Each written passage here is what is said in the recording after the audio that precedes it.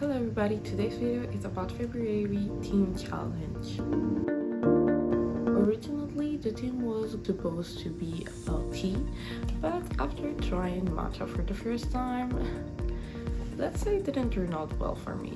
So I decided, for the sake of my health, to change it to museums. And by the way, this is my last day at New York and I've truly enjoyed my time here. One of my favorite things about this trip was visiting museums. I think I went to a new one almost every day. Here are some museums I've visited. Museum of the City of New York, Metropolitan Museum of Art, I did American Museum of Natural History, Whitney Museum of American Art, Museum of Modern Art, so MoMA, and the Morgan Library Museum. One of the most impactful exhibitions I visited was about activism at the Museum of the City of New York. It covered different social movements, including women's rights, disabilities rights, Black Lives Matter, Indigenous rights, LGBTQ rights, and human rights in general. Even though the exhibition was small, it was incredibly powerful. It made me reflect on how activism shapes history and how this movement continues to fight for justice today. I took some videos because I wanted to remember. Also, when I went to that museum, we were 10 minutes before closing, but we didn't know and they let us pass. We couldn't see the other exhibitions, but yeah, that one was the first exhibition I saw in this 2025 New York trip. Visiting the Museum of Modern Art made me realize just how subjective art can be.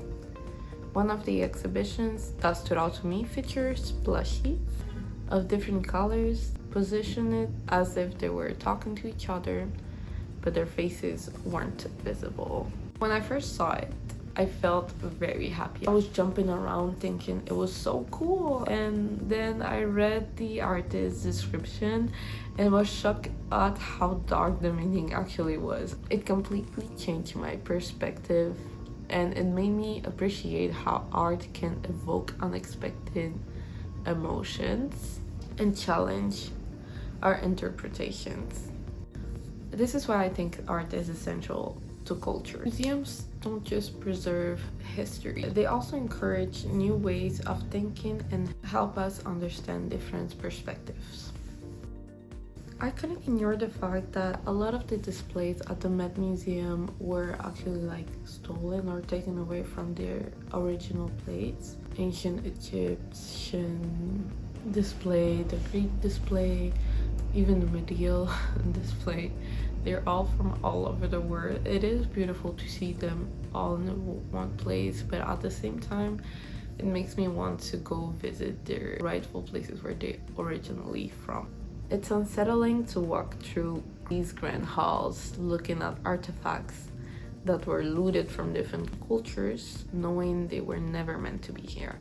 So many pieces from Egypt, Greece, and other places were taken during colonization, and now they're displayed as if they're naturally belonging to New York. It made me question who really owns history. It's frustrating to see stolen artifacts being celebrated instead of returning to the culture they were taken away from.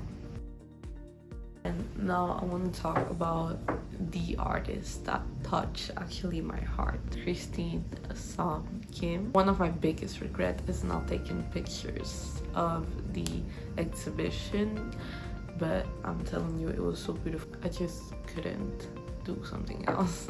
My phone was far away. I didn't want to interrupt my experience, so sadly I didn't take any pictures. The exhibition All Day All Night at the Whitney Museum. Christine Sam Kim is a deaf artist who explores the relationship between sound, music, and American Sign Language in a way that was really eye-opening to me. One of her pieces illustrates how she navigates her disability and how it impacts different areas of her life. She broke it down into percentage, showing when and how she uses her deafness to her advantage, which was really interesting. Another piece displays how much rage certain things cause her. For example, people assuming she needs a completely different kind of help just because she's deaf. She also addressed something I had never thought about before, how sign language interpreters are often pushed out of the frame of TV. When a deaf artist or speaker is performing, the interpreter is often minimized or even removed from the broadcast, even though they are a crucial part of communication. It was a powerful commentary on how deaf people are often excluded, even when efforts are made to include them. Another incredible part of her work was how she mapped out the structure of music for deaf audiences. Let's say someone is singing happy birthday. She wouldn't just display the lyrics, but she will show the timing, marking when each line starts and how it flows. It wasn't just about experiencing music to vibration or visuals.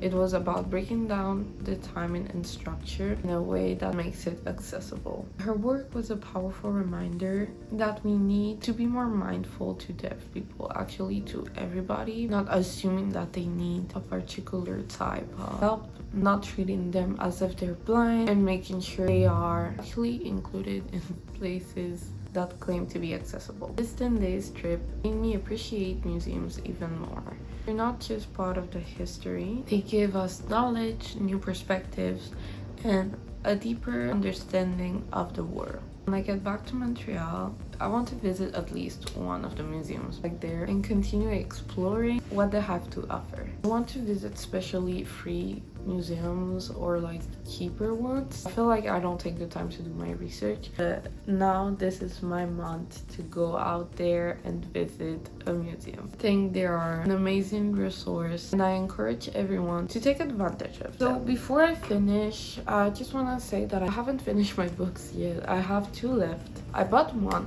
from a bookstore and it's one small 5 place. Very simple, very nice. It's called Weird. I really did enjoy it, very easy to read, and it was kind of weird. It was kind of like horror. Once I finish the 2 books, which are The Tartuffe and Charlottetown, I would like to make a ranking graph because I like ranking stuff, and I'll do the same for the museums after I visit them in Montreal, and like I'll do the comparison. That's pretty much everything I have to offer. I hope you like this video. Don't forget to subscribe, like, and comment what museums you have visited in your life and which one is your favorite and which one do you want to visit. Thank you so much for sticking around and I'll see you pretty soon. Bye.